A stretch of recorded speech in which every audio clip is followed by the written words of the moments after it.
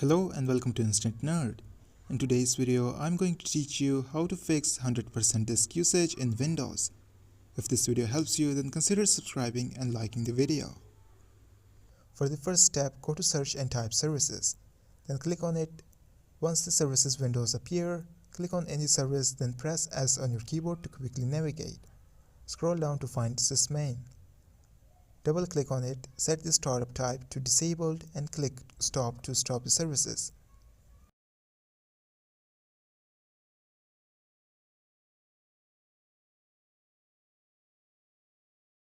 Click OK to save the changes.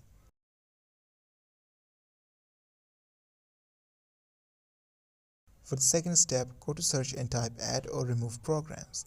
Then click on it.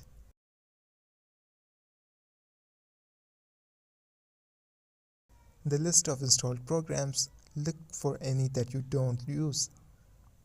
Click the three dots next to those programs and select Uninstall to remove them. For the third step, open Search again and type File Explorer. Then click on it. On the left-hand side, click this PC, find the drive where Windows is installed.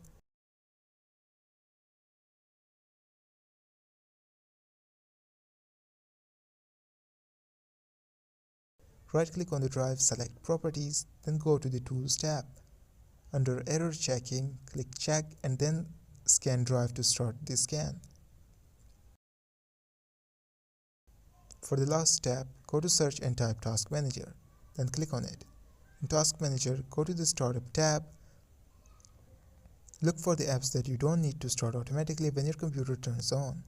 For example, if Microsoft Edge or OneDrive is enabled, click on it and select Disable. Disabled apps will no longer start automatically. After completing these steps, restart your computer. This should improve your computer's performance and resolve any related issues. This was for today's tutorial. If this video was helpful, then don't forget to subscribe and like this video.